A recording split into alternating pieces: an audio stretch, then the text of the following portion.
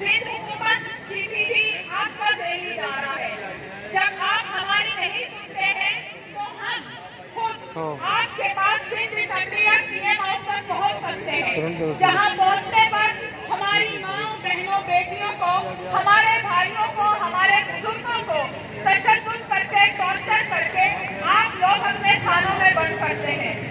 वो कार्रवाइयां अलग जो आप रात के 4 बजे 3 बजे घर की चार दीवारी में चार दीवारी का तशद्दुद पामाल करते हैं, माँ की गोद से उनको बच्चों को छीन कर ले जाते हैं और इसके बाद जिस तरह हमारी माओ बहनों बेटियों को आप लोग जेल में बंद करते हैं, थाने लेकर जाते हैं, उन पर तशद्दुद और टॉर्चर करते हैं। इन तमाम कार्रवाइयों के खिलाफ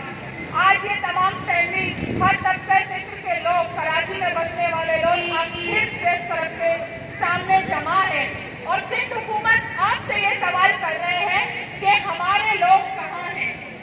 हमारे बच्चों को जो आपने लापता किया है, क्या आप अपनी सीपीटी से ये नहीं पूछ सकते कि वो क्यों इस तरह की दहशतगर्दाना कार्रवाइयां कर रही है? हमारे बच्चों को उठाया जा रहा है, हमारे स्टूडेंट्स को उठाया जा रहा है। इवन ये नहीं देखा जाता कि कोई मरीज है, कोई पेशेंट है, कोई शुगर ब्लड प्रेशर का मरीज है, जैसे नवाज है उसकी फैमिली कह रही है कि शुगर के पेशेंट है, हाई ब्लड प्रेशर के, उनको नहीं पता कि इतने दिन गुजरने के बावजूद नवाज कहाँ पर है और उसे कहाँ ले जाया गया है। 3 दिन के अंदर कानूनी तरीके से लोगों को कोर्ट में पेश करना कानून की जिम्मेदारी है, सिंध हुकूमत की हो या सिंध पुलिस की हो या सीपीटी की हो। इतने दिन गुजरने के बावजूद ये जो गैर कानूनी एक अमल है, आप लोगों ने जो ये एक जुल्म का बाजार कर किया है कराची में बसने वाले बलोचों पर, आखिर क्यों?